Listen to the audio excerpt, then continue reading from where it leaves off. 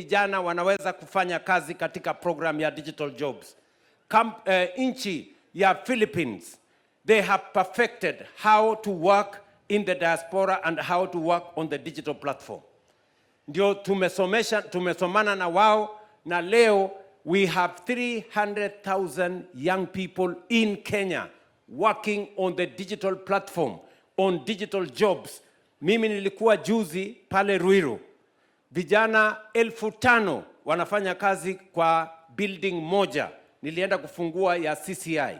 Mambo ya business process outsourcing, digital jobs, Jitume Center, ICT hubs. Ni program ambayo tuna roll out kama serikali ya Kenya. Sasa tumefikisha fiber optic 30,000 kilometers. Mpango yetu ni kufikisha 100,000 kilometers. Na tuhakikishe ya kwamba kuna nafasi ya ajira katika kila ward. Tuwe na ICT hub, tuwe na Jitume Center. Ndio vijana waende pale, ufanye kazi kampuni yoyote duniani, ulipwe pesa kwa dola ukiwa hapa Samburu ama Marsabit ama Laikipia ama Isiolo, na tuweze kuhakikisha kwamba vijana wetu wanapata nafasi ya ajira. Vijana hoye! Nyinyi mnanielewa? Ya ine ni hii, tumesimama hapa na nyinyi. Sio kila kijana ataenda kufanya kazi Marekani. Sio kila kijana ataenda kufanya kazi kwa program ya affordable housing. Sio kila kijana ataenda kwa ICT hub. Kuna wale wanataka kufanya biashara. Si ni kweli?